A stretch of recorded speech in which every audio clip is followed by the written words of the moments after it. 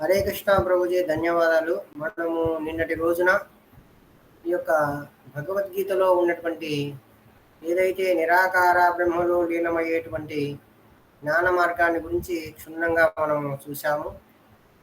Prabhuji, screen share అవుతుంది కదా?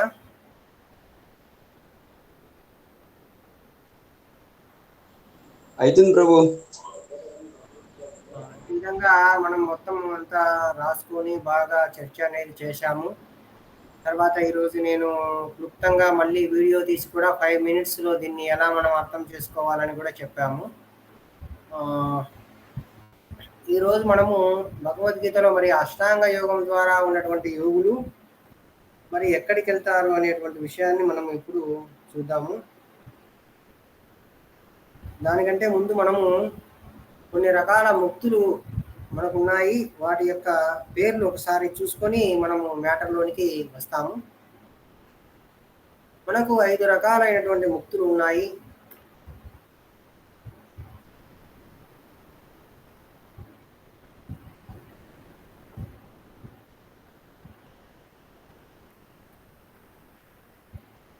మరి కొంతమంది సీనియర్స్ ఇవి వినింటారు. అంటే ఇప్పుడు మనము అష్టాంగ యోగులు ఎక్కడ చేరుకుంటారనేది మనం చెప్పాలి కదా, దానికోసం అన్నమాట. మొదటిది సాలోక్య. దీని అర్థం ఏమిటంటే భగవంతుని దగ్గర మనము ఉంటాము,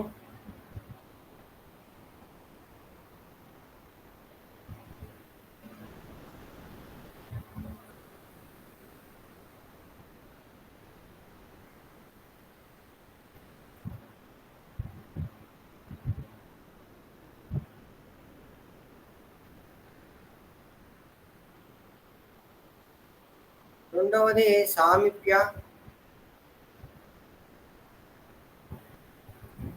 భగవంతునికి అనుచరుడుగా ఉంటాము.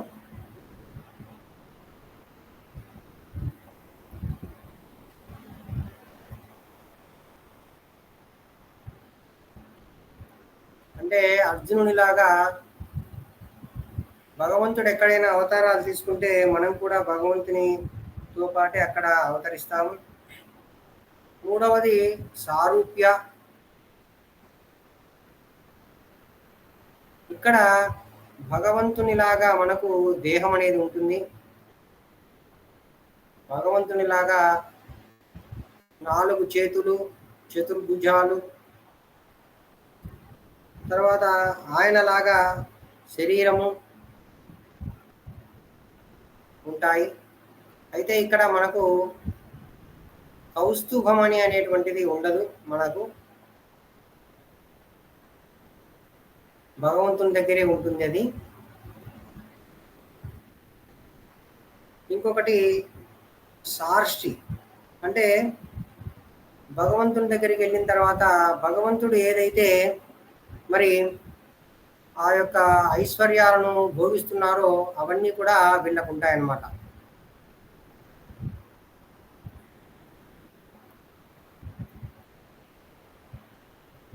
భగవంతునిలాగా ఐశ్వర్యం ఉంటుంది. ఆయన ఎలాంటి అంతఃపురాలను నివసిస్తే ఇతను కూడా అంతటి అంతఃపురాలను నివసిస్తారు. ఇది ఇంకొకటి ఏంటంటే సాయుజ్య. ఇది భక్తులు ఎన్నటికీ కోరుకోరు. భక్తులు అనేటువంటి వారు దీన్ని కలలో కూడా ఊహించరు. ఏంటంటే భగవంతుని యొక్క దేహకాంతి అయినటువంటి బ్రహ్మజ్యోతిలో కలవడము.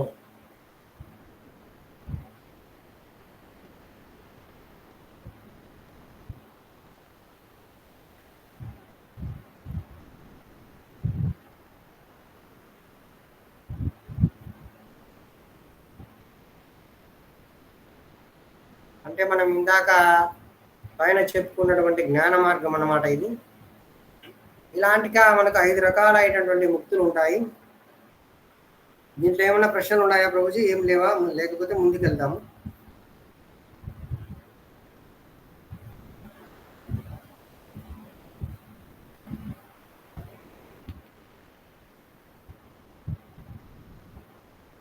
హరే కృష్ణ ప్రభుజీ మాతాజీలు, వీటిలో ఏం సందేహాలు లేవు కదా, ముందుకెళ్దాము. అయితే ఇప్పుడు మనము ఇక్కడ హెడ్డింగ్ పెట్టాము, అష్టాంగ యోగము ద్వారా, అంటే మనకు 6వ అధ్యాయంలో వివరించారు ఈ అష్టాంగ యోగము. ఈ అష్టాంగ యోగము పాటించేటువంటి వాళ్ళు ఎక్కడికి వెళ్తారు అనేటువంటి విషయం మనం ఇప్పుడు చూద్దాము.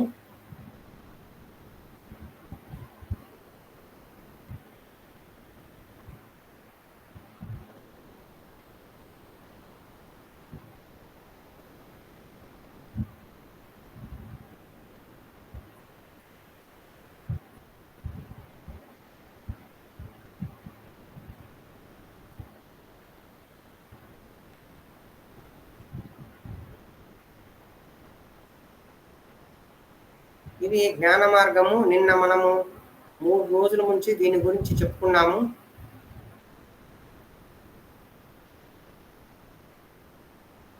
ఇక్కడ బ్రహ్మజ్యోతి ఉంటుంది, అంటే భగవంతుని యొక్క దేహకాంతి లేదా నిరాకార బ్రహ్మము ఇది అన్నమాట. ఇదే మనకు నిరాకార బ్రహ్మము.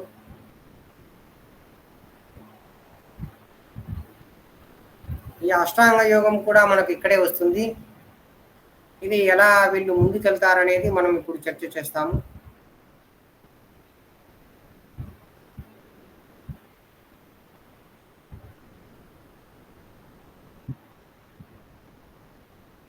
ఈయన పరమాత్మ. ఇక్కడ హృదయ ఆకాశంలో ఉన్నటువంటి బ్రహ్మజ్యోతి. ఇప్పుడు మళ్ళా వివరిస్తాం వీటిని. ఈ పరమాత్మ దగ్గర వరకు వీళ్ళు కొంచెం ధ్యానం అనేది చేస్తారు. మరి ఇక్కడ ఏం జరుగుతుందంటే, ఇక్కడ మనకు చెప్తున్నారు, ఈ యొక్క యమ, నియమ, ఆసన, ప్రాణాయామ, ప్రత్యాహార, ధ్యాన అనేటివి మనకి ఇక్కడ జరుగుతాయి. ఇక్కడ రాస్తాం మనము.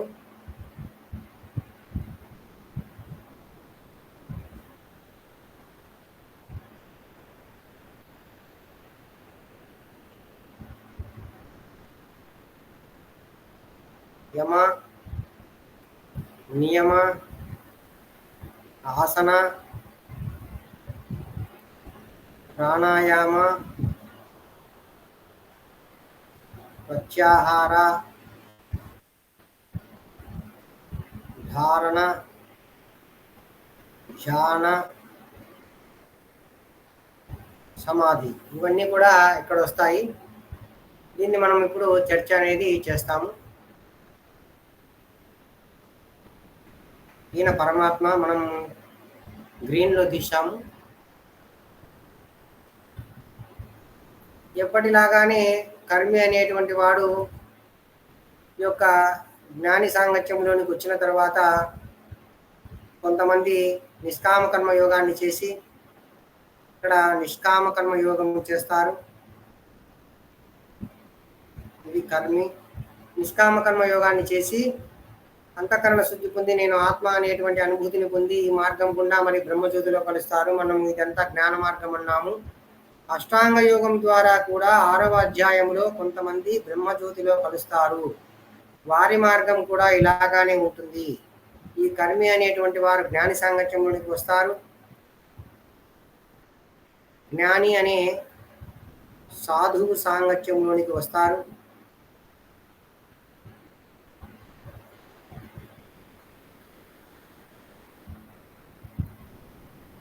వాళ్ళు ఏం చేస్తారంటే తర్వాత అంతఃకరణ శుద్ధి కూడా పొందుతారు.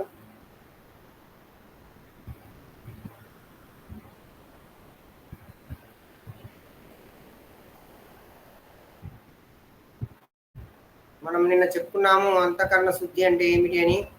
ఆ విధంగా నేను ఆత్మ అనే అనుభూతిని పొందుతారు.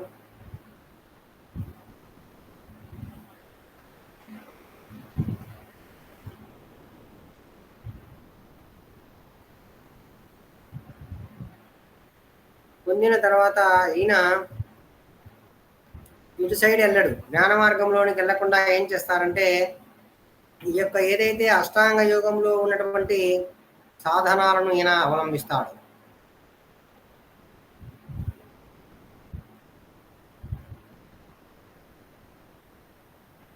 సాధనాలు అయిన యమ, నియమ, ప్రాణాయామ, ఇక్కడ మనం పైన రాశాము. యమ, నియమ, ఆసన, ఇలా వీటన్నిటినీ కూడా పాటిస్తాడు.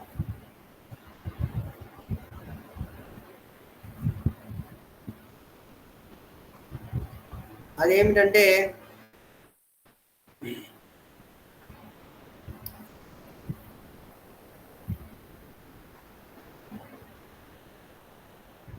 యమ అంటే ఏదైతే చెయ్యాలి అనేటువంటి విషయాలు,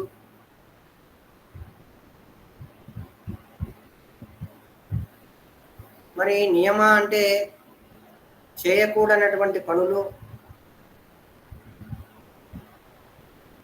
ఆసన అంటే ఆయన మంచి ఆసనాన్ని ఏర్పరచుకొని నిటారుగా కూర్చొని జింక చర్మం క్రింద వేసుకొని, ఇవన్నీ కూడా మనకు భగవద్గీత 6వ అధ్యాయంలో చెప్తారు. అలాగా ఒక మంచి ఆసనాన్ని తయారు చేసుకుంటారు.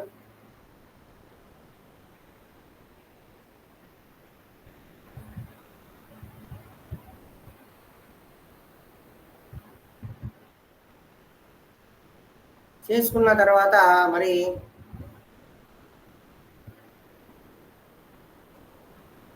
ప్రాణాయామం అనేది కూడా చేస్తారు. అంటే ఈ యొక్క ప్రాణాయామం కూడా మనకి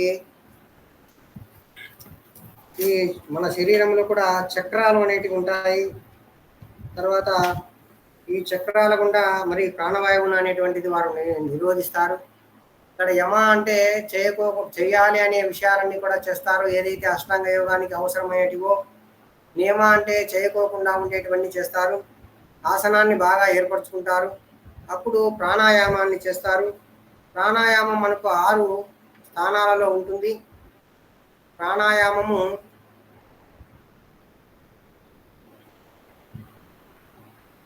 6 స్థానాలలో ఉంటుంది మన శరీరంలో.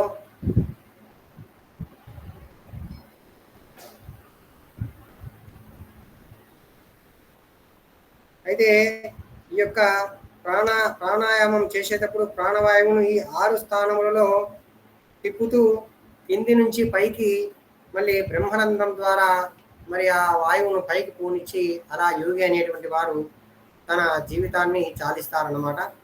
ముందుగా నాభి నుంచి వస్తారు. నాభి నుంచి ఆ ప్రాణవాయువును ఉదరానికి తీసుకొస్తారు. ఉదరం నుంచి ఆయన వక్షస్థలానికి తీసుకువస్తారు. తర్వాత వక్షస్థలం నుంచి తాలువు అనేటువంటి దానికి తీసుకొస్తారు. అంటే మన నుదిటి దగ్గర క్రిందికి. ఆ తర్వాత కనుబొమ్మల దగ్గరికి తీసుకొస్తారు ఆ ప్రాణవాయువును. ఆ తర్వాత బ్రహ్మరంధ్రం గుండా ప్రాణాన్ని బయటికి పంపిస్తారు. ఈ విధంగా యోగులు ప్రాణవాయువును అనేదాన్ని నియంత్రిస్తారు. ఈ 6 స్థానాల నుంచి మరి ప్రాణవాయువును నియంత్రిస్తారన్నమాట యోగులు. అదే మనకు ఈ ప్రాణవాయువుకు చలనానికి సంబంధించి మనము 6 చక్రాలు ఉన్నాయని అనుకున్నాము. 6 చక్రాలు ఏమంటే ఈ చక్రాల గుండా ఒక్కొక్క చక్రం నుంచి ఇంకొక చక్రానికి, ఇంకొక చక్రం నుంచి ఇంకొక చక్రానికి, అలా నాభి నుంచి ఉదరానికి, ఉదరం నుంచి మరి వక్షస్థలానికి, వక్షస్థలం నుంచి మరియు తాలువుకు, మళ్ళీ కనుబొమ్మలకు, మళ్ళీ బ్రహ్మరంధ్రానికి ఈ యొక్క వాయువును పైకి తీసుకొచ్చి, ఆ విధంగా ప్రాణవాయువును పైకి తీసుకొచ్చి ఈ యోగులు వారి యొక్క ప్రాణాన్ని వదులుతారనమాట. ఈ విధంగా మనకు ఈ 6 చక్రాలలో మరి ఇది స్వాధిష్టాన చక్రము అనేటువంటిది, తర్వాత మణిపుర చక్రము, అనాహత చక్రము, విశుద్ధ చక్రం అనేవి ముఖ్యమైనవి అన్నమాట. ఇవి ఇక్కడే రాస్తాము. స్వాధిష్టాన చక్రము అంటే ఇవన్నీ మనకు భక్తులకు అవసరం లేదు. తర్వాత మణిపుర చక్రము,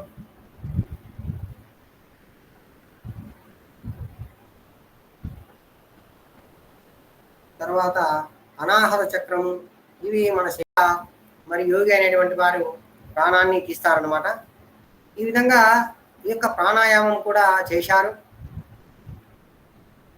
ప్రాణ వాయువును నియంత్రించారు.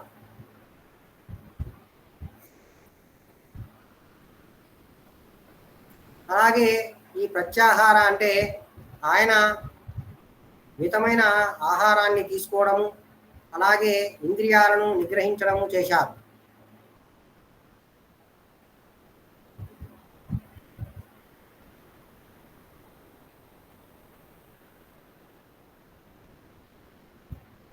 ఇంకా అది చేసిన తర్వాత మరి ధారణ అనేటువంటిది చేస్తారు. అంటే పరమాత్మ మీద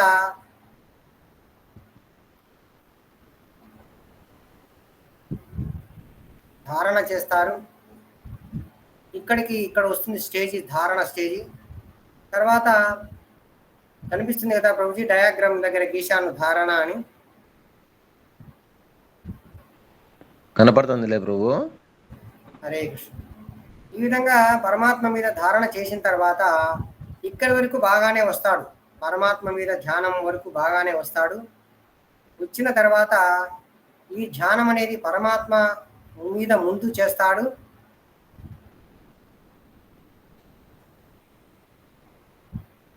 పరమాత్మ మీద చేసిన తర్వాత ఆయనకి ఒక భయం అనేది పుడుతుంది.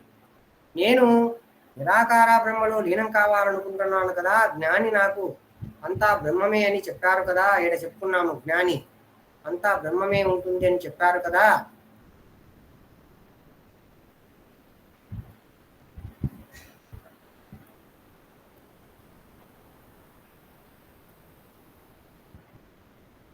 మరి నేను పరమాత్మ మీద ధ్యానం చేస్తే మళ్ళీ నేను వైకుంఠానికి వెళ్తానేమో అని చెప్పేసి ఈయన పరమాత్మ వరకు బాగా ధ్యానం చేస్తారు.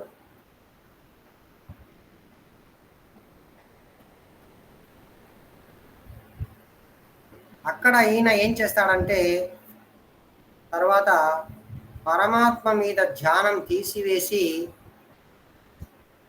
అంటే ఈయన టార్గెట్ వచ్చి నిరాకార బ్రహ్మలో లీనం కావడం అన్నమాట. దానికోసం ఈయన పరమాత్మ మీద ధ్యానం అనేది తీసేసి అంతవరకు పరమాత్మ మీదనే చేసింటాడు. తీసి అప్పుడు ఏం చేస్తాడంటే హృదయ ఆకాశములో ఏదైతే హృదయంలో కొంచెము ఖాళీ స్థలం ఉందో, హృదయంలో ఉన్నటువంటి ఖాళీ స్థలం ఏదైతే ఉందో ఆ ఖాళీ స్థానాన్ని మనము ఆకాశం అంటాము. ఆ ఆకాశములో ఉన్న బ్రహ్మము లేదా నిరాకార బ్రహ్మము లేదా బ్రహ్మజ్యోతి, దీని వైపునకు బ్రహ్మం వైపునకు తన ధ్యానాన్ని మళ్ళిస్తారు.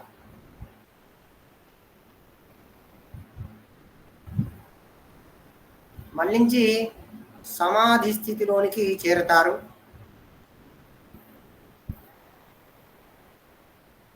అప్పుడు ఈ యొక్క బ్రహ్మరంధ్రం గుండా ఆయన తన ప్రాణాన్ని వదిలేసి నిరాకార బ్రహ్మలో లీనమవుతారు.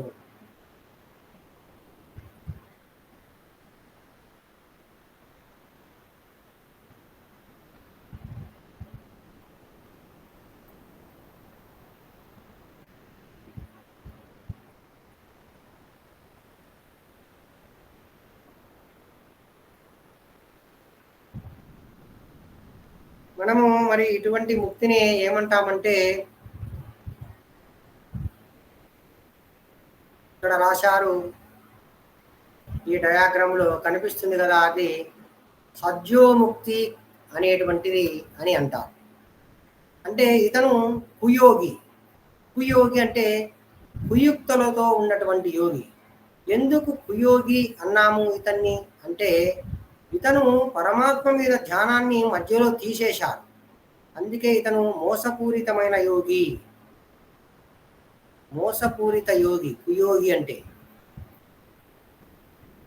ఈ యోగి ఏం చేశాడు, ఎందుకు ఇలా అన్నామంటే మధ్యలో ఆయన పరమాత్మ మీద ధ్యానం తీసేశారు. ఒకవేళ పరమాత్మ మీద ధ్యానాన్ని అలాగే కొనసాగుతూ ఉంటే ఆయన యోగమిశ్ర భక్తుడు అయ్యేవాడు, ఆయన వైకుంఠం చేరేవాడు. కానీ వీడు జ్ఞాని సాంగత్యంలో ఉన్నాడు. జ్ఞాని ఏం చెప్తున్నారు, నువ్వు నిరాకార బ్రహ్మలోనే లీనం కావాలి, ఆ బ్రహ్మమే సర్వస్వము అని చెప్తున్నారు. కాబట్టి వాడి మాటలు విని వీడు ఇలా చేస్తాడనమాట. మధ్యలో పరమాత్మ మీద ఈయన ధ్యానం అనేది తీసేస్తాడు. ఇది చాలా నష్టాన్ని కలిగిస్తుంది అతనికి. కానీ జ్ఞాని మాటలు వింటాడు ఆయన. కాబట్టి అతన్ని మనము కుయోగి అని అన్నాము. దీన్ని మనము సజ్జోముక్తి క్రమముక్తి అని అన్నాము అన్నమాట. ఈ ముక్తిని మనము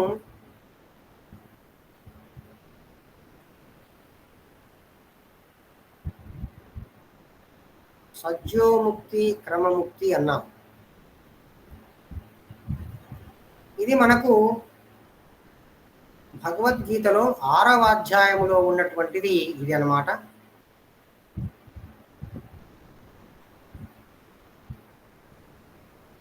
ఈ విధంగా మరి ఈయన యొక్క నిరాకార బ్రహ్మలో లీనం అనేది జరుగుతుంది. ఈ విధంగా ఈయన అష్టాంగ యోగి అన్నమాట.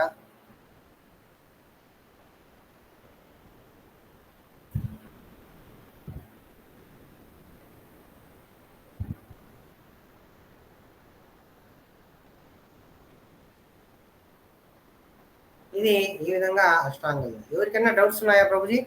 ఇది అయిపోతానే మనం యోగ మిశ్ర భక్తిలోనికి వెళ్దాము.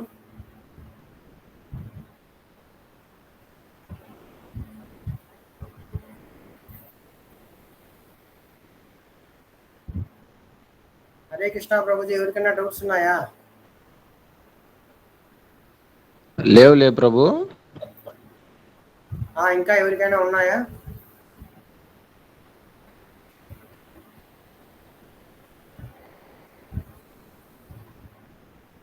ఇంకా మనకు 8వ అధ్యాయంలో మరి భగవద్గీతలో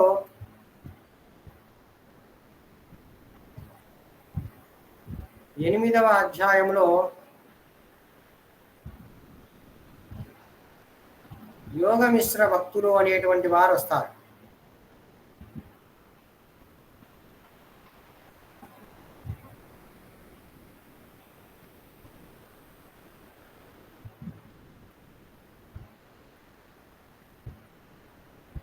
వీరు ఏం చేస్తారంటే వీళ్ళు సింపుల్గా వీరు పరమాత్మనే ధ్యానం చేస్తారు. ధ్యానం చేసి మొట్టమొదట మనం ఇక్కడ ముక్తి ఒకటి చెప్పాము. అదేంటంటే ఈ యొక్క సాలోక్య ముక్తి అనేటువంటి దాన్ని వారు పొందుతారు.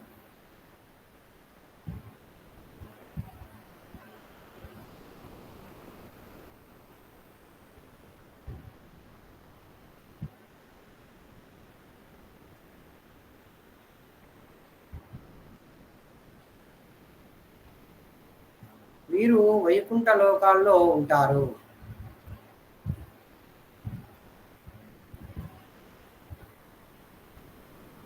వీళ్ళు చివరి వరకు పరమాత్మనే ధ్యానం చేస్తారు. కాబట్టి వీళ్ళు ఒక రకంగా వీళ్ళనే మనము యోగ మిశ్ర భక్తులు అన్నాం. ఎందుకంటే వీళ్ళు భక్తి అనేది చేస్తున్నారు, కానీ ఆ భక్తిలో యోగాన్ని మిశ్రితం చేశారు కాబట్టి యోగ మిశ్ర భక్తి అన్నాం. ఎందుకు భక్తి చేస్తున్నారని మనం చెప్తున్నాము అంటే వీళ్ళు భగవంతుని యొక్క నిర్విశేష రూపాన్ని పూజించడం లేదు, సర్విశేష రూపాన్ని వాళ్ళు పూజిస్తున్నారు. కాబట్టి అంటే పరమాత్మ కానీ భగవంతుడు కానీ మనం సర్విశేష రూపం అంటాము. అదంతా మనం ముందు చర్చ చేశాము. అలాంటి సర్విశేష రూపాన్ని వాళ్ళు పూజిస్తున్నారు, ధ్యానిస్తున్నారు. కాబట్టి మరి వాళ్ళు వైకుంఠ లోకాల్లో ఉన్నారు.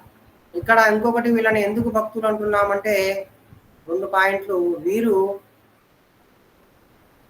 సర్విశేష రూపము అయిన పరమాత్మను ధ్యానం చేస్తున్నారు.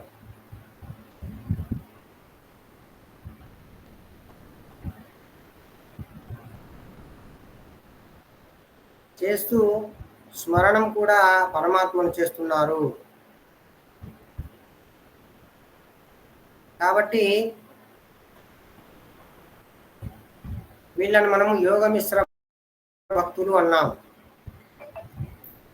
ఈ విధంగా మనకు అష్టాంగ యోగులలో ఉన్నటువంటి తేడా ఏమిటంటే వాళ్ళు మధ్యలో పరమాత్మ మీద ధ్యానం తీసేసి హృదయ ఆకాశంలో ఉన్నటువంటి ఆ బ్రహ్మం పైన వాళ్ళ యొక్క చూపు మళ్లించి ధ్యానం అనేది చేసి సమాధి స్థితిలోకి చేరి బ్రహ్మరంధ్రం ద్వారా వాళ్ళ ప్రాణాలను వదిలి నిరాకార బ్రహ్మలో లీనమవుతారు. కానీ ఇక్కడ యోగమిశ్ర భక్తులు 8వ అధ్యాయంలో వచ్చేటువంటి వాళ్ళు భక్తులు అన్నమాట. వాళ్ళు ఎందుకు భక్తులు అంటే వీళ్ళు కడంత వరకు పరమాత్మనే ధ్యానం చేస్తారు. ధ్యానం చేసి సాలోక్య ముక్తిని అనేది పొందుతారు. సాలోక్య ముక్తిని పొంది వీరు వైకుంఠ లోకాల్లో నివసిస్తారన్నమాట. తర్వాత వీళ్ళు సర్వవిశేష రూపమైనటువంటి పరమాత్మను మరి ధ్యానం చేస్తున్నారు, మరి స్మరణం కూడా చేస్తున్నారు. అందుకే వీళ్ళు మనం యోగమిశ్ర భక్తులు అన్నాం. ఇంకొకరు ఉన్నారు, వాళ్ళు ఎవరంటే ఇక్కడ మనం చూస్తున్నాము యోగమిశ్ర భక్తులు అనేటువంటి వాళ్ళు మనకు 8వ అధ్యాయము 11 మరియు 12 శ్లోకాలలో మనకు వస్తారు. ఇక్కడ చెప్తున్నారు చూడండి. యదక్షరం వేద విదో వదంతి విశంతి యజ్ఞతయో వీతరాగ విదిచ్యంతో బ్రహ్మచర్యం చరంతి తత్తే పదం సంగ్రహేణ ప్రవేక్షే. వేదములను ఎరిగిన వారు, ఓంకారమును ఉచ్చరించువారు, సన్యాసాశ్రమములను గొప్ప ఎతులు బ్రహ్మమును పొందుదురు. అట్టి పరిపూర్ణత్వమును కోరువారు బ్రహ్మచర్యావతమును ప్రారంభించుదురు. దేని చేత వారు మోక్షపదమును పొందగలుగుతురో ఆ విధానమును నేను ఇప్పుడు నీకు వివరించదను అని భగవంతుడు చెప్పడం మొదలు పెడతాడు. యోగమిశ్ర భక్తుల గురించి సర్వద్వారాని సంయామ్య మనోహృది నిరుద్ధ చ మూర్ధాయాధాయాత్మనః ప్రాణమాస్థిత యోగ ధారణం. సర్వేంద్రియ కార్యముల నుండి విడువడటే యోగస్థితి. సర్వేంద్రియ ద్వారములను నియంత్రించి మనసును హృదయములోను ప్రాణవాయువును శీర్షాగ్రము పైన స్థాపించి మానవుడు యోగమును ప్రతిష్ఠుడవును. ఓమిత్యేకాక్షరం బ్రహ్మ వ్యాహరాన్ మాం అనుస్మరాన్. ఇక్కడ అంటున్నారు స్మరాన్ అని. తర్వాత యః ప్రయతి దేహం సయాతి పరమాం గతిం. ఆ విధంగా వాళ్ళు దేహమును త్యజించిన తర్వాత పరమగతిని పొందును అని చెప్తున్నారు. ఈ విధంగా యోగమిశ్ర భక్తులు ఈ యోగ విధానంలో నెలకొని దివ్యాక్షరముల సమాహారమైన పవిత్ర ఓంకారమును ఉచ్చరించిన పిమ్మట యోగి. ఇది ముఖ్యమైన పాయింట్. కానీ అక్కడ అష్టాంగ యోగుల్లో ఇది చేయరు. వాళ్ళు మళ్ళీ నిరాకార బ్రహ్మం వైపుకు ధ్యానం చేస్తారు. ఇక్కడ భగవంతుడు చెప్తున్నారు, దేవాది దేవుడైన నన్ను స్మరించుచు తన దేహమును త్యజించినచో. కాబట్టి వీళ్ళను మనము యోగమిశ్ర భక్తులు అన్నాం. ఈ యోగ విధానంలో నెలకొని దివ్యాక్షర సమాహారమైన పవిత్ర ఓంకారమును ఉచ్చరించిన పిమ్మట యోగి దేవాది దేవుడైన నన్ను స్మరించుచు తన దేహమును త్యజించినచో నిశ్చయముగా ఆధ్యాత్మిక లోకాలకు వెళ్ళగలడు, అంటే నా దగ్గరికి చేరగలడు వైకుంఠానికి అని చెప్తున్నారు. అదే 6వ అధ్యాయంలో ఉన్నటువంటి అష్టాంగ యోగి దేవాది దేవుణ్ణి స్మరించరు, ఆయన నిరాకార బ్రహ్మాన్ని స్మరిస్తారు. ఇది వాళ్లకు వీళ్లకు తేడా అన్నమాట. అదేవిధంగా మనకిప్పుడు 7వ అధ్యాయంలో ఉన్నటువంటి ఈ యొక్క సాధారణ వర్ణాశ్రమ విధానంలో ఉన్నటువంటి వీళ్ళు ఎక్కడికి వెళ్తారు అనేది మనం ఇప్పుడు చూడాలి. వీళ్ళనే మనము సాధారణ వర్ణాశ్రమ విధానంలో ఉన్నవారు అని మనం చెప్తాము. అంటే వీళ్ళు చతుర్విధ 4 ఉన్నారు. భజంతే మాం, నన్ను భజిస్తారు. జనాహ సుకృతునో అర్జున, వాళ్ళు సుకృతులు, వాళ్ళు బుద్ధివంతులు, సుకృతులు. వాళ్ళు ఎవరంటే ఆర్తో, జిజ్ఞాసు, అర్థార్థి, జ్ఞాని అనేటువంటి వాళ్ళు నన్ను ఓ భరత వంశంలో శ్రేష్ఠుడా నన్ను పూజిస్తారు అంటున్నారు. అదేమిటో మనం ఇప్పుడు చూద్దాం. ఇక్కడ చెప్తున్నారు వీళ్ళు సాధారణ వర్ణాశ్రమంలో ఉంటారు. మనం ఇప్పుడు గీస్తాము, మళ్ళీ రాస్తాము కూడా మనకు అర్థమయ్యేటట్టు. ఇక్కడ ఓ భరతర్షభ, ఆర్తులు, అర్థార్థి, జిజ్ఞాసు, పరతత్వ జ్ఞానమును అన్వేషించువారు అను 4 రకాల పుణ్యాత్ములు. ఈ పరతత్వ జ్ఞానమును అన్వేషించు అనేటువంటి వాడినే మనము జ్ఞాని అంటాము. నాకు భక్తియుక్త సేవను చేయని ఆరంభించుదురు. ఇక్కడ పుణ్యాత్ములు అంటే సుకృతులు అని అర్థం. ఈ విధంగా మనము వీళ్ళ గురించి చెప్పుకుంటే వీళ్ళు కూడా యాజ్ ఇట్ ఈజ్ లాగానే మనకు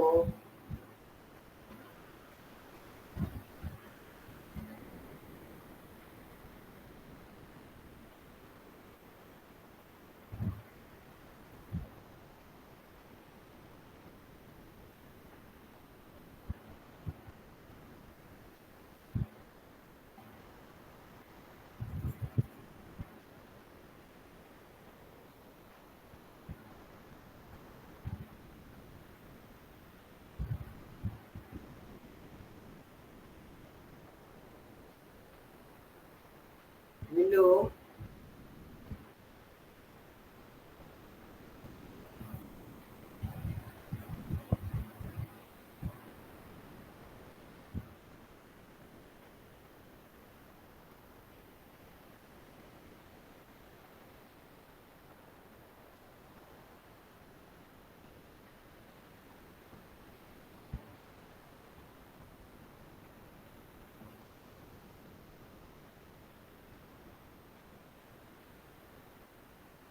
ఇప్పుడు ఇది మనకు అవసరం లేదు.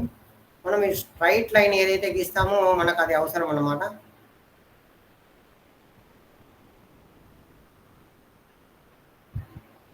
ఇది సాధారణ వర్ణాశ్రమ ధర్మ విధానములు అనేటువంటి వారు. హరే కృష్ణ.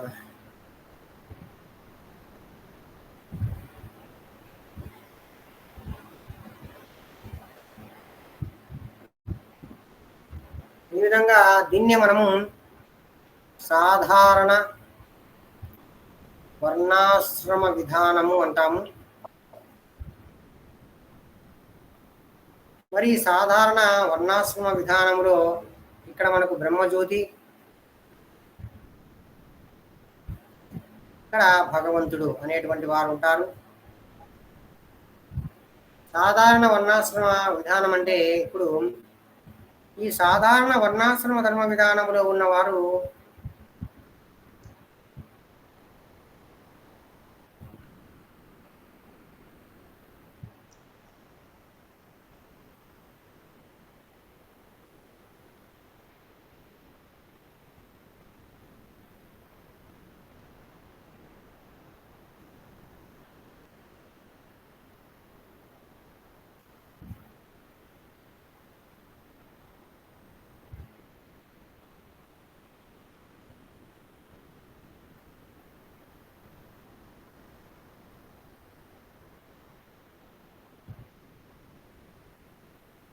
వారు ఏ కర్మ చేసినా కూడా విష్ణువుకు సమర్పిస్తారు.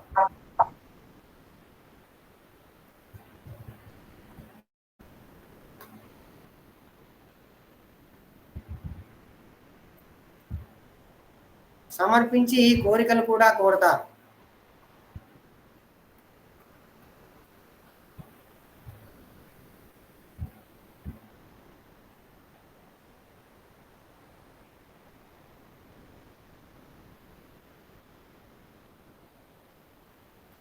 ఈ విధమైనటువంటి వర్ణాశ్రమ ధర్మం అనేది ఇప్పుడు మనకు చాలా తక్కువగా చూస్తాము. ఇది ఉండదని చెప్తారు ఆచార్యులు.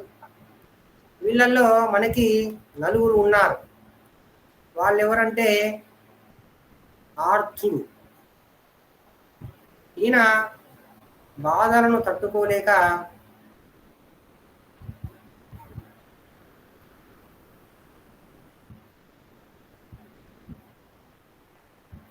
విష్ణువు దగ్గరికి పోతారు.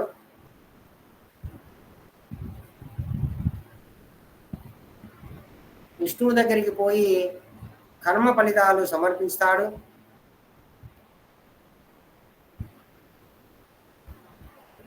బాధలు తగ్గాలని కూడా కోరుకుంటాడు.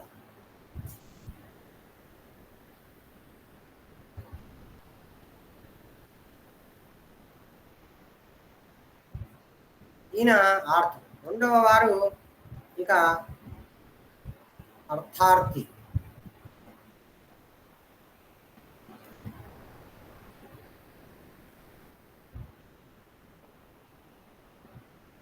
ధనం కావాలని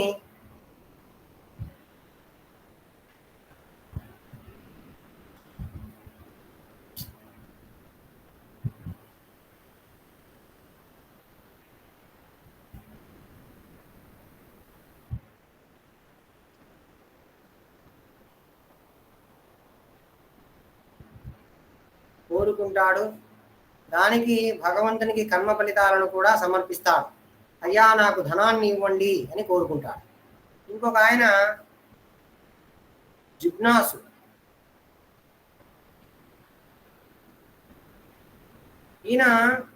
ఈయన పని ఏంటంటే ఈయన భగవంతుని గురించి తెలుసుకోవాలని ఒక కుతూహలం ఉంటుంది.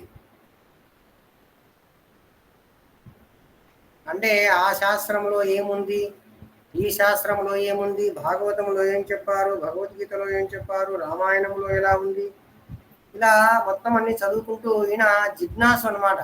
భగవంతుని గురించి తెలుసుకోవాలనే ఉత్సాహం కలిగి ఉంటాడు ఈయన కూడా కర్మలను చేస్తాడు. కర్మ ఫలితాలను భగవంతునికి సమర్పిస్తూ భగవంతుని గురించి తెలుసుకోవాలనేటువంటి ప్రయత్నం అనేది చేస్తూ ఉంటాడు. ఇంకా నాలుగో ఆయన జ్ఞాని. ఈయన గురించి మనకు 7వ అధ్యాయంలోనే ముందు చెప్తారు. ఈ జ్ఞాని నాకు ఎంతో ఇష్టము అని చెప్తారు. ఎందుకు ఇష్టము అంటే ఈ ముగ్గురి కంటే ఈ జ్ఞాని నాకు ఎంతో ఇష్టము అంటారు. ఈ జ్ఞాని నాకు ఇష్టం అంటారు భగవంతుడు. అంటే ఈ జ్ఞాని అంటే ఎవరు అంటే ఈయన నిత్యము భగవంతుణ్ణి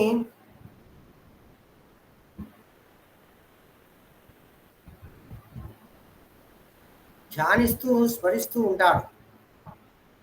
స్మరిస్తూ ఫలితాలు, కర్మ ఫలితాలు భగవంతునికి సమర్పించి కోరుకుంటూ ఉంటాడు.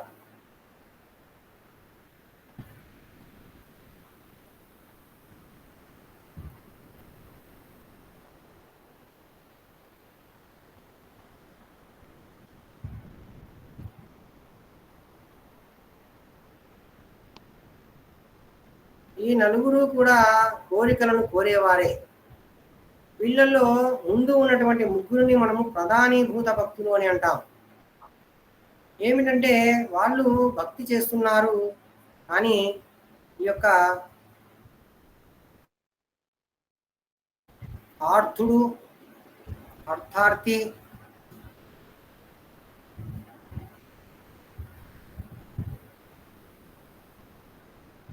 తర్వాత జిజ్ఞాసు,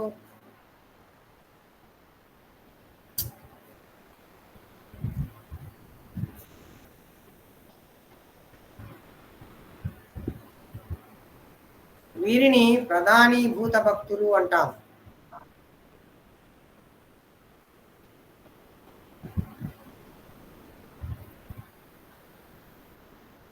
ప్రధానీభూత భక్తి అంటే ఏమిటంటే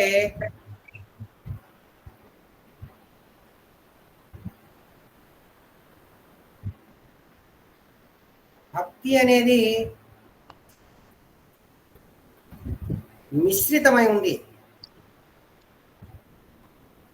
కర్మతో మిశ్రితమై ఉంది, మిశ్రితం. అలాగే ఈ యొక్క జిజ్ఞాసు ఉన్నాడు కదా, వీడు జ్ఞానాన్ని సంపాదించుకోవాలనుకుంటున్నారు. మరి ఇక్కడ అలాగే భక్తి అనేది జ్ఞానంతో కూడా మిశ్రితమై ఉన్నది.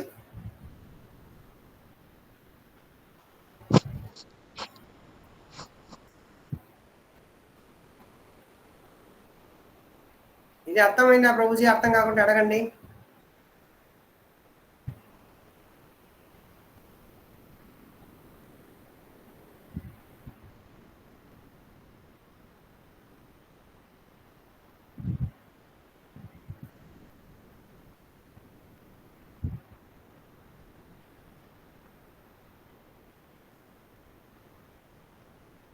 ప్రభు అర్థమైందా ప్రభుజీ?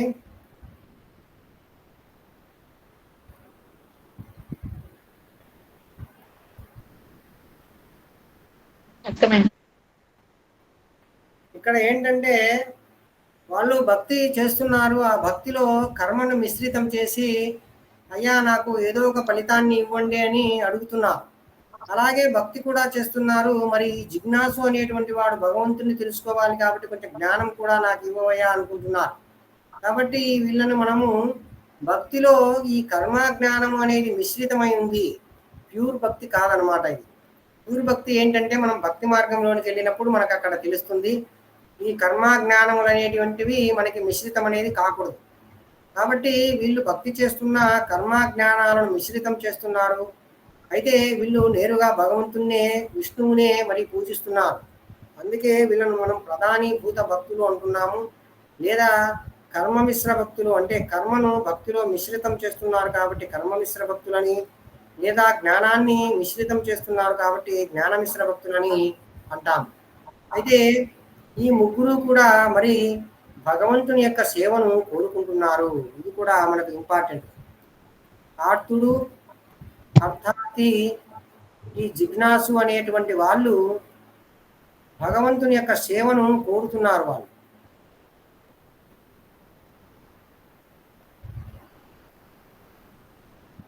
సేవ కోరుతున్నారు.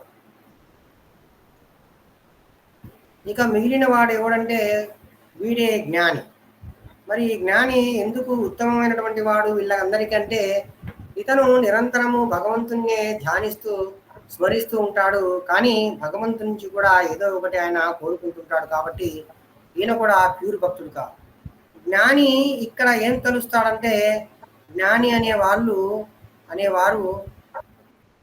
నాకు భగవంతుని సేవ వద్దు,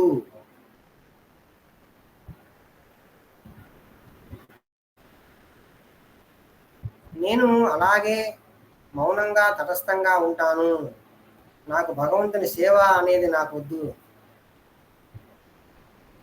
అని అంటాడు. దీన్ని మనము శాంతరసము అంటాం.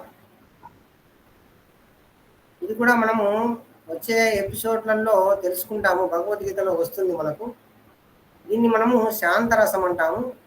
అయితే ఈ ఆర్తుడు అర్థార్థి జిజ్ఞాసు భగవంతుని యొక్క సేవను కోరుకుంటున్నారు కాబట్టి వీళ్ళు అంతిమంగా ఇలా వాళ్ళ యొక్క మరణం అనేది వచ్చిన తర్వాత ఈ సాధారణ వర్ణాశ్రమంలో ఉన్నటువంటి ఆర్తుడు జిజ్ఞాసు అర్థార్థి వీళ్ళంతా కూడా ఇక్కడ పోయి చేరుకుంటారు. ఇక్కడ ఒక చోట చేరుకుంటారు. ఈ జ్ఞాని అనేటువంటి వారు కూడా ఒక చోట చేరుకుంటారు. వీళ్ళంతా కూడా వైకుంఠ లోకాల్లోనికి పోతారు.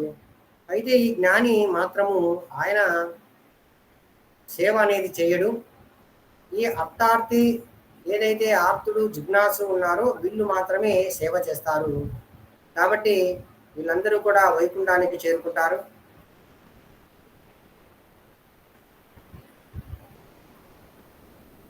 చేరుకొని ఈ ఆర్తుడు జిజ్ఞాసు అర్థార్థి భగవంతునికి సేవ చేస్తారు.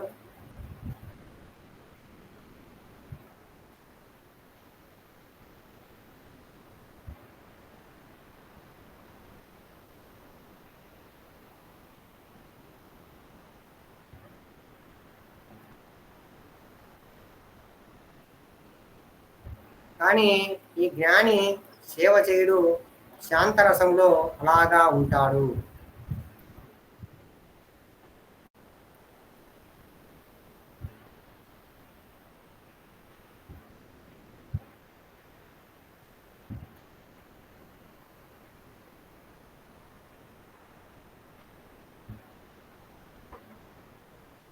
అర్థమైందా ప్రభుజీ? ఏదైనా డౌట్స్ ఉన్నాయా అడగండి ప్రభుజీ.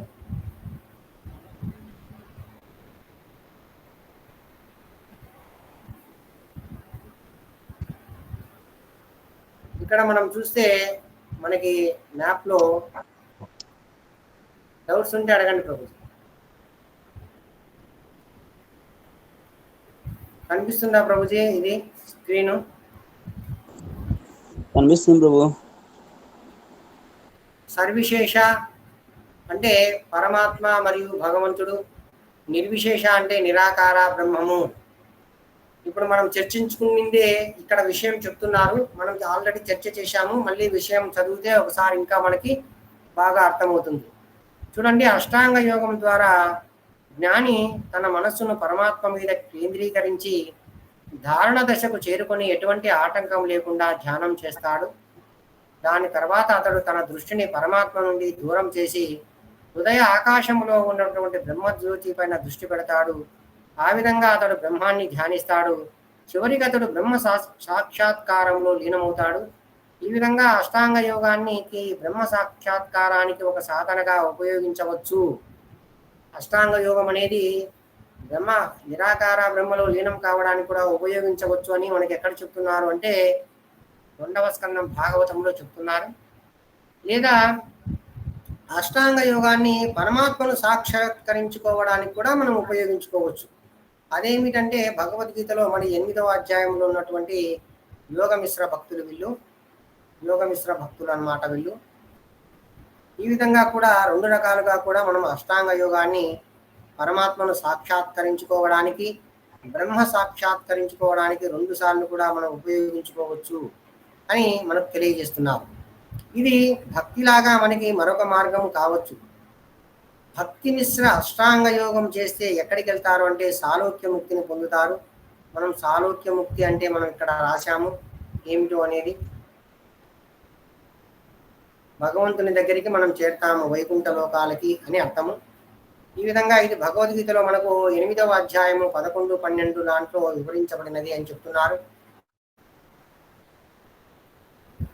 మరి అష్టాంగ యోగాన్ని బ్రహ్మ అంటే నిరాకార బ్రహ్మాన్ని సాక్షాత్కరించుకోవడానికి, అలాగే పరమాత్మను సాక్షాత్కరించుకోవడానికి ఉపయోగించుకొని మనము వైకుంఠానికి వెళ్ళి సాలోక్య ముక్తిని కూడా పొందవచ్చు అనేటువంటిది.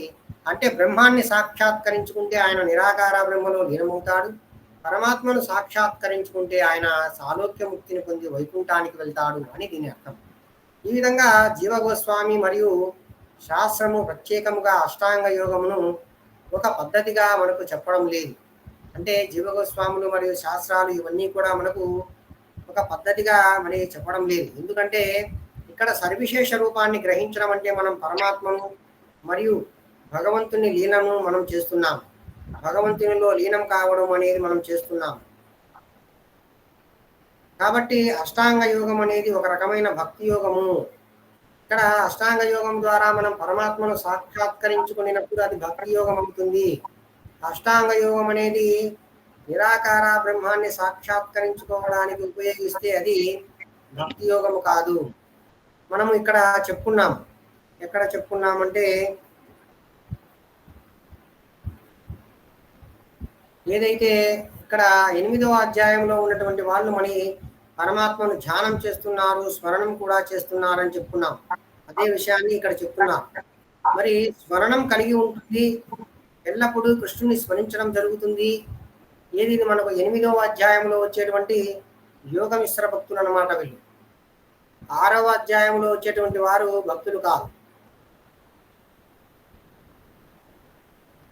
వాళ్ళ అష్టాంగ యోగులు. ఈ విధంగా సంపూర్ణ సత్యము 2 విధాలుగా మనకు వివరించబడినది. మనము ముందే చెప్పుకున్నాము, నిర్విశేష రూపంలో మనకు బ్రహ్మజ్యోతి వస్తుంది, సర్విశేష రూపంలో మరి పరమాత్మ భగవంతుడు వస్తారు. ఈ సర్విశేష రూపంలో అష్టాంగ యోగం కూడా మనకు ఉపయోగించుకొని 8వ అధ్యాయంలో ఉన్నటువంటి యోగమిశ్ర భక్తులు వైకుంఠానికి వెళ్తారు. ఇది కూడా ఈ విధంగా మరి భక్తిలో యోగాన్ని మిశ్రితం చేశారు కాబట్టి మనము భక్తి మిశ్ర అష్టాంగ యోగం అని కూడా దీన్ని మనం పిలుస్తాము. ఇది మనకు భక్తిగా కూడా మనం పరిగణిస్తాము. ఎందుకంటే ఇక్కడ పరమాత్ముడు అనేటువంటి వారు చతుర్భుజ రూపంలో ఒక రూపాన్ని కలిగి శంఖ చక్ర గదాధర పద్మాలతో నిలిచి ఉంటాడు. కాబట్టి ఇక్కడ మనకు భగవంతుని యొక్క రూపం అనేది సాక్షాత్కరించబడుతుంది అని మనం తెలుసుకోవాలి. ఇప్పుడు మనము నిష్కామ కర్మయోగాన్ని చేసి జ్ఞాన మార్గంలోనికి ఎంటర్ అయ్యి భగవంతుని మనము సాక్షాత్కరించుకున్నాము, భగవంతుని యొక్క నిరాకార బ్రహ్మలో లీనమయ్యాము. క్షమించండి, భగవంతుని యొక్క నిరాకార బ్రహ్మలో లీనమయ్యాము అనేది మనం జ్ఞాన మార్గం ద్వారా చర్చించాము. అలాగే భక్తి మార్గం అనేది ఇంకొకటి ఉంది, అది మనం చర్చించాలి. ఈ విధంగా మనకు ఇక్కడ చూపినటువంటి డయాగ్రామ్ అంతా మనం ఇప్పుడు చర్చ చేశాము. సాధారణ వర్ణాశ్రమ ధర్మ విధానంలో ఉన్నటువంటి వాళ్ళు ఏ విధంగా మరి ముందుకెళ్తారు, ఈ అష్టాంగ యోగులు ఏ విధంగా ముందుకెళ్తారు అనేది మనం చూసాము ఆల్రెడీ. సాధారణ వర్ణాశ్రమ విధానంలో ఉన్నటువంటి వాళ్ళు ఈ యొక్క 7.16వ శ్లోకంలో చెప్పినట్లు చతుర్విధ భజంతే మాం అనేటువంటి శ్లోకంలో మరి వాళ్ళు విష్ణువును ఆరాధిస్తున్నారు. వాళ్ళ జీవన శైలిలో అది ఒక భాగము. వారి లక్ష్యము శుద్ధమైన భక్తియుక్త సేవ కాదు, ఎందుకంటే వాళ్ళు కోరికలతో ఉన్నారు. కాబట్టి ఇక్కడ శుద్ధమైన భక్తియుక్త సేవ వాళ్ళది కాదు, శుద్ధమైన భక్తి కాదు. ఎవరో మ్యూట్ చేయండి మాతాజీ. అర్థార్థి మరియు జిజ్ఞాసు వీళ్ళు సకామ భక్తులు. వీళ్ళు ఆనందము, ఐశ్వర్యము, కోరికలు కలిగినటువంటి గృహస్థులు. అయితే జ్ఞాని వచ్చేసి నిష్కామ భక్తుడు, ఈయన సన్యాసి. ఈ నలుగురు ప్రధానీభూత భక్తులు లేదా కర్మ మిశ్ర భక్తులు లేదా జ్ఞాన మిశ్ర భక్తులు. ఇక్కడ మనం ఒక చిన్న పొరపాటు చేశాము. అదేంటంటే ఈ యొక్క జ్ఞాన మిశ్ర భక్తులు ఎవరైతే, ఈ యొక్క జ్ఞాని ఎవరైతే ఉన్నారో ఈయన కర్మ ఫలితాలన్నిటినీ భగవంతునికి సమర్పిస్తున్నారు. ఇక్కడ మరి భగవంతుని ఏమీ కోరరు అని రాయాలి, మనం కోరుతాడని రాశాము, క్షమించండి.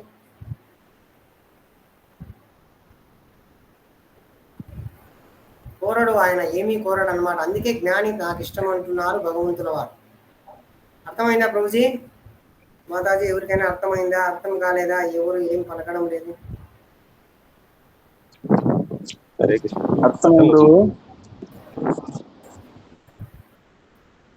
ఓకే ప్రభుజీ. అంటే పైన ఉన్నటువంటి ఆర్తులు, జిజ్ఞాసు, అర్థార్థి వీళ్ళు ప్రభుజీ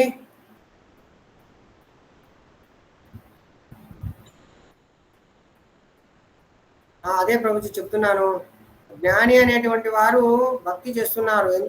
ఎందుకు భక్తి చేస్తున్నారంటే వాళ్ళు నిరంతరము విష్ణువుని ధ్యానిస్తున్నారు, స్మరిస్తున్నారు, నిష్కామ కర్మయోగాన్ని చేస్తున్నారు, కర్మ ఫలితాలను భగవంతునికి సమర్పిస్తున్నారు.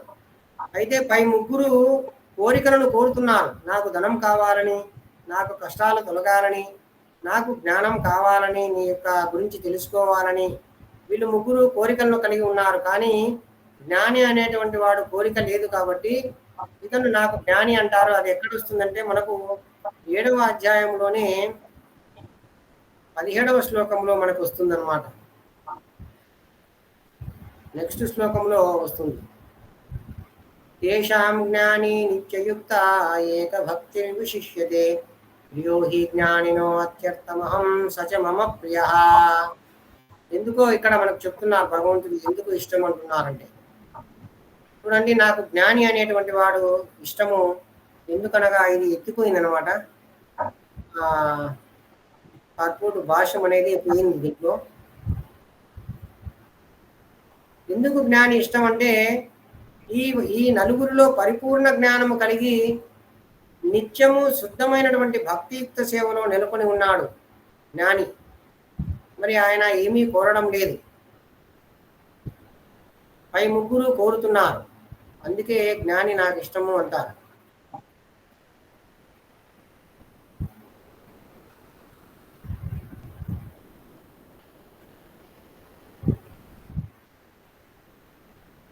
ఇక్కడ చెప్తున్నారు, వీళ్ళంతా కూడా ఉదాత్తములే అయినను నా జ్ఞానంలో ఎవరైతే స్థిరంగా ఉంటారో వాళ్ళను నన్ను నేనుగా భావిస్తాను. నా దివ్యమైన సేవలో నెలకొని ఉన్నందున వాళ్ళు అత్యుత్తమము మరియు పరమగతి అయిన నన్ను తప్పక పొందుతారు అంటున్నారు. ఈ జ్ఞాని అనేవాళ్ళు నిత్యము ఆయన సేవ చేయాలని కోరడు. కానీ ఇక్కడ నిరంతరము భగవంతుని స్మరిస్తున్నారు. ఒకవేళ సేవ చేయాలి అనేటువంటి కోరిక జ్ఞానిలో కలిగితే అతడు శుద్ధ భక్తుడు అవుతారనమాట. అర్థమైందా ప్రభుజీ? అక్కడ సేవ లేదు, సేవ నేను చేయనంటున్నారు. అందుకే అతడు శాంతరసంలో ఉంటాడు.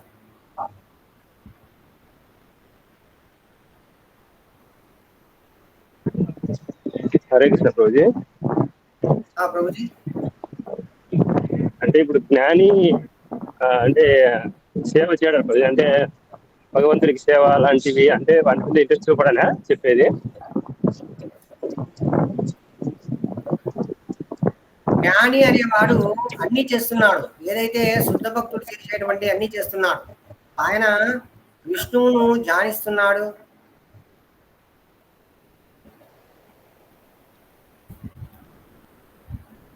అలాగే విష్ణువును స్మరిస్తున్నాడు,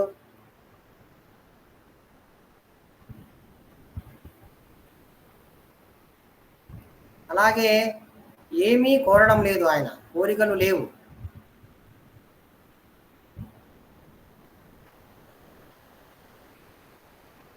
అయితే ఆయనకున్నటువంటి ఒక వీక్ పాయింట్ ఏంటంటే ఆయన సేవ కోరుకోవడం లేదు. ఆయన భగవంతుని సేవ కోరడం లేదు. సేవ వద్దు అంటున్నారు.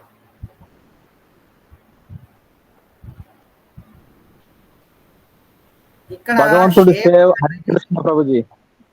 భగవంతుడి ఇక్కడ సేవ వద్దు అనుకోవడం అంటే, సేవ అంటే ఎట్లా, ఎన్ని రకాలు ప్రభుజీ? సేవ అంటే ఒక్క ఏ నిమిషం ప్రభుజీ, రూపంలో? ఒక్క నిమిషం. చెప్తాను ప్రభు. ఇక్కడ సేవ అనేది ఆయన కోరుకొని ఉంటే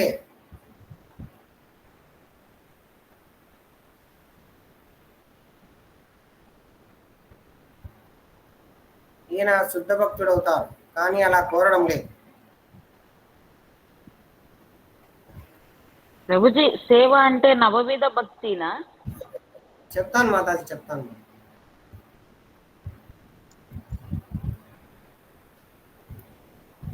సేవ అంటే దీన్నే మనము భక్తి అని కూడా అంటాము.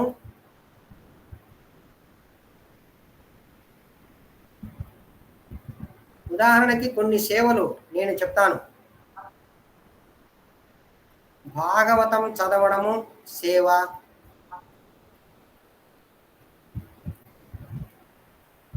మందిర మార్జనము,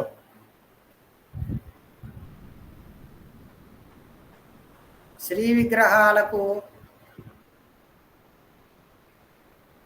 బట్టలు కానీ, అంటే అలంకరణ, శ్రీ విగ్రహాలకు అలంకరణ అంటే పూలు వేయడము అలాంటివి.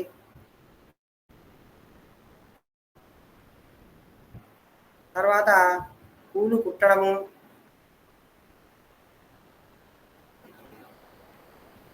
ఏదైతే భగవంతునికి అనుకూలమైనటువంటి భావనలో ఉన్నటువంటి శరీరము, మనస్సు, ఇది సేవకు డెఫినేషన్ మాత్రం అన్నమాట. వాక్కు, ఈ మూడింటితో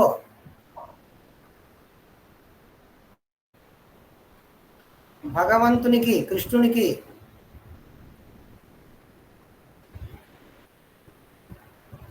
అనుకూల భావనలో మళ్ళీ మళ్ళీ చేసే పనులు లేదా కార్యాలు, వీటినే సేవలు అంటాం ప్రభుజీ.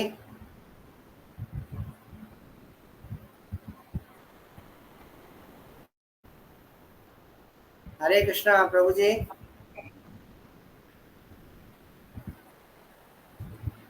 మనము ఒకవేళ వైకుంఠాలకు వెళ్ళినా, గోలోకం వెళ్ళినా, వైకుంఠము, ద్వారక, క్షమించండి ముందు అయోధ్య వస్తుంది,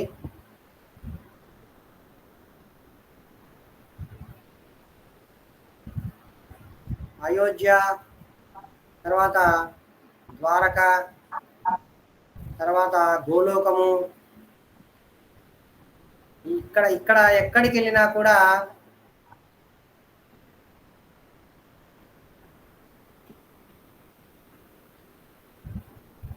సేవ అనేది ఉంటుంది. భగవంతునికి సేవ చేస్తాము. అలా చేసే యొక్క మానసిక పరిస్థితి నీకు ఉన్నప్పుడే మనము అక్కడికి వెళ్తాం, లేదంటే అక్కడికి వెళ్ళమన్నమాట. ప్రభుజీ ఎవరో మాట్లాడుతున్నారు, వినపడడం లేదు. ఏమన్నా ప్రశ్న అడుగుతున్నారా? ఎలా ప్రభుజీ?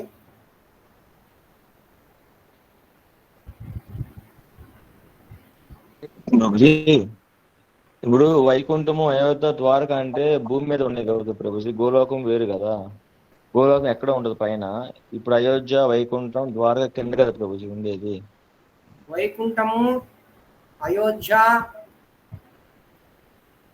ద్వారక ఇవన్నీ కూడా ఆధ్యాత్మిక లోకాలు. అంటే అవి భూమి మీద ఉన్నాయి కదా ప్రభుజీ. చెప్తాను ప్రభుజీ. వీటిలో ఉన్నతమైన లోకము, అత్యున్నతమైన లోకము గోలోకం రాశాము, మీరు రాలేదు క్లాసుకు. గోలోకము. ఇక్కడ కృష్ణుడు గోవులు కాదు, సురభి గోవులను పాలిస్తూ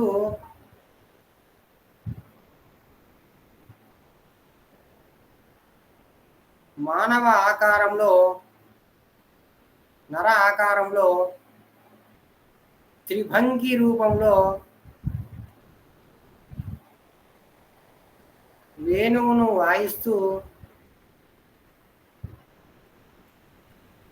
గొప్ప ఆనందంతో ఉంటారు.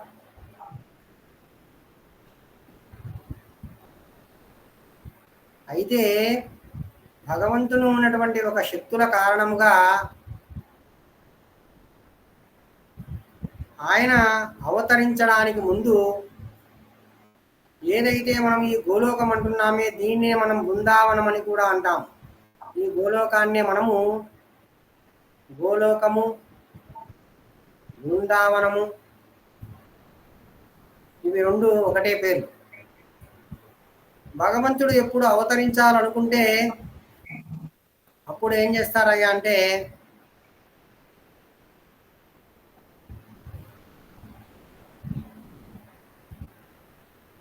అవతరించే ముందు ఈ బృందావనం యొక్క నకలు, డూప్లికేట్ అంటే ప్రతిబింబము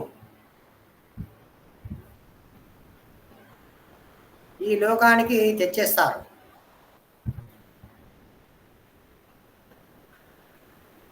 అర్థమైందా ప్రభుజీ? అలాగా ద్వారక, అయోధ్య కూడా వస్తుంది, వైకుంఠం రాదు ఇక్కడికి.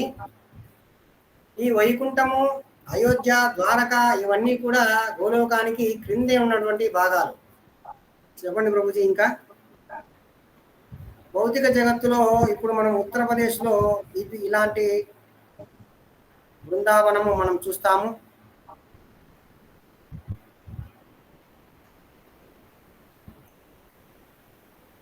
ఇది ఆధ్యాత్మిక జగత్తు నుంచి భగవంతుడు లీలా వైభవాలను చేసేదానికి, భగవంతుడు ఆనందించేదానికి ఆ బృందావనాన్ని ఇక్కడికి తీసుకొస్తారు. ఇంకా ఏమైనా ప్రశ్నలు ఉన్నాయా ప్రభుజీ?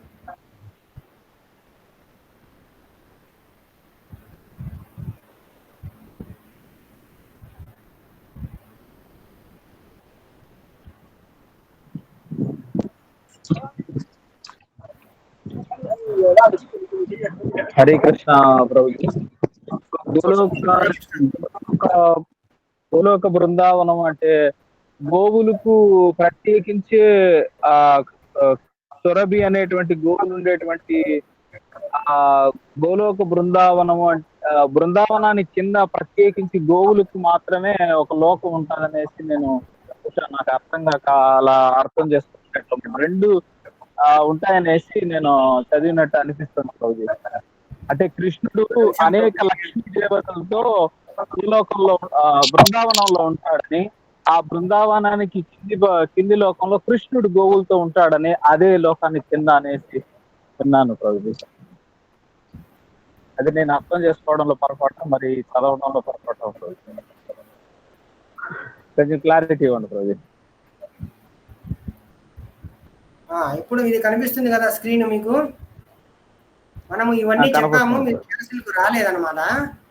ఈ స్క్రీన్ ఇది నేను మళ్ళీ మీకు గ్రూప్ ఇస్తాను, చూసుకోండి. సృష్టి ఎలా జరుగుతుంది అనేటువంటి దాంట్లో మనకి మొట్టమొదట గోలోకము లేదా కృష్ణలోకము లేదా బృందావనం ఉంది. క్రసర్ కనిపిస్తుందా ప్రభుజీ? క్రసర్ కనపడుతుంది ప్రభుజీ. ఫస్ట్ లో సృష్టి ఎలా జరుగుతుంది అనే దాని ఎదురుగా మనకి గోలోకము లేదా కృష్ణలోకము లేదా బృందావనము అని ఉంటుంది. ఇక్కడ శ్రీకృష్ణుడు రెండు భుజాలను కలిగి నరాకృతి రూపంలో, త్రిభంగిమ రూపంలో ఉంటారు, మాధుర్య రూపంలో ఉంటారు. ఆయన వేణువు ఊదుతూ ఉంటాడు.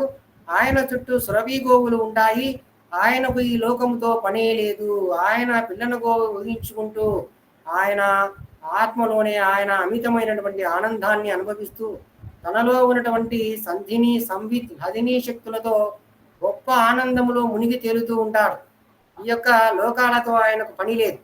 అందుకే ఆయన సృష్టి చేసేటప్పుడు ఏం చేస్తారంటే ఒక మ్యాజిక్ చేస్తారు. అదేంటో మనం ఇప్పుడు చూద్దాం. ఈ కృష్ణలోకానికి లేదా గోలోకానికి కింద మనకు ద్వారక ఉంటుంది. అయితే ఇక్కడ శ్రీకృష్ణ భగవానుల వారు ఐశ్వర్య భావనలో ఉంటారు.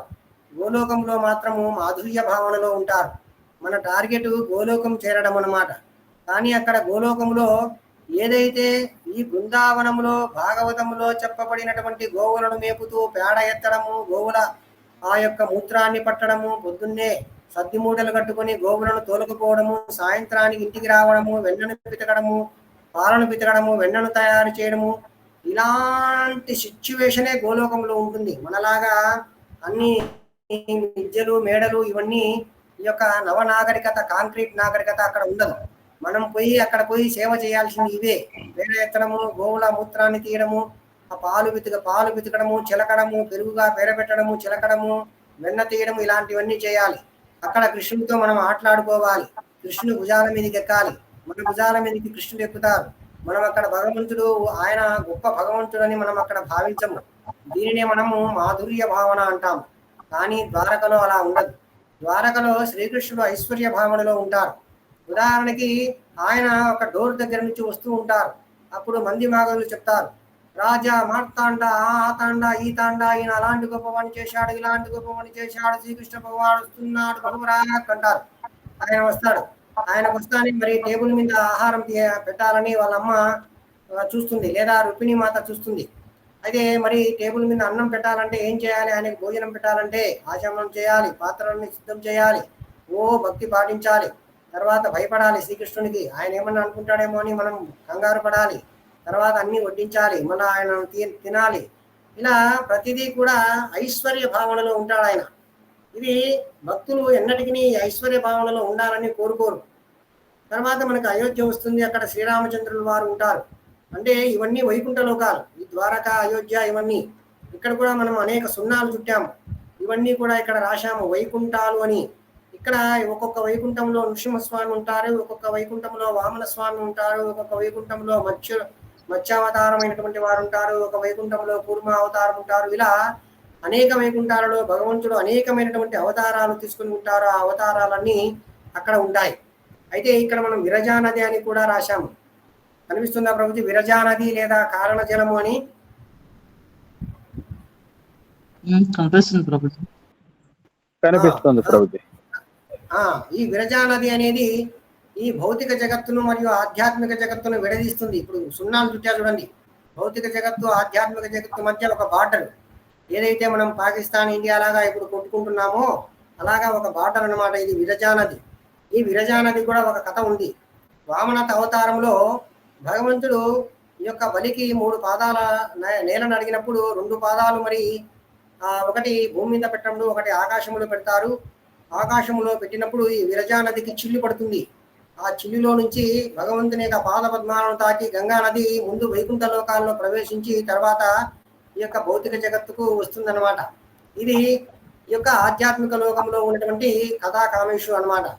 అది ఇప్పుడు మనము సృష్టి ఎలా జరుగుతుంది అంటే శ్రీకృష్ణుడు ఇవన్నీ ఏం పట్టించుకోడు, ఆయన బాగా ఆనందంలో ఉంటాడు. అందుకే ఏం చేస్తాడంటే తన నుంచి కొన్ని అంశాలను విడదీస్తాడు. అరే మీరే చూసుకోకుండా ఈ సృష్టి అంతా, దీంతో నాకు తెలియదు, నేను నా భక్తులు కలిసి బాగా మాధుర్య భావనలో ఆడుకోవాలి, తిరగాలి, నేను గోవులను పాలించాలి అనేటువంటి ఆనందంలోనే ఆయన ఉంటాడు. భక్తులకు ప్రిఫరెన్స్ ఇస్తూ ఉంటాడు అక్కడ. అందుకే ఆయన ఏం చేస్తారంటే ఆయన నుంచి ముందు బలరాముడు వస్తారు. బలరాముడి నుంచి మళ్ళీ 4 వ్యూహాలు వస్తాయి. వాళ్ళే వాసుదేవుడు, సంకర్షణుడు, ప్రద్యుమ్నుడు, అనిరుద్ధుడు అని. ఈ సంకర్షణునే మనం బలరాముడు అని కూడా అంటాం. ఈ సంకర్షణ నుంచి నారాయణుడు వస్తారు. మాతాజీ మీరు మ్యూట్ చేసుకోండి మాతాజీ. ఈ నారాయణ నుంచి వాసుదేవుడు, సంకర్షణుడు, ప్రద్యుమ్నుడు, అనిరుద్ధుడు అని మళ్ళీ వస్తారు. ఇప్పుడు ఈ రెండు సార్లు వస్తారు వీళ్ళు. మొదటగా వాళ్ళే వస్తారు 4. వాళ్ళ నుంచి బలరాముడి నుంచి నారాయణుడు వస్తారు. నారాయణ నుంచి మళ్ళీ వాళ్ళే వస్తారు, వాసుదేవుడు, సంకర్షణుడు, ప్రద్యుమ్నుడు, అనిరుద్ధుడు అని. టిక్ మార్క్ వేశా చూడండి.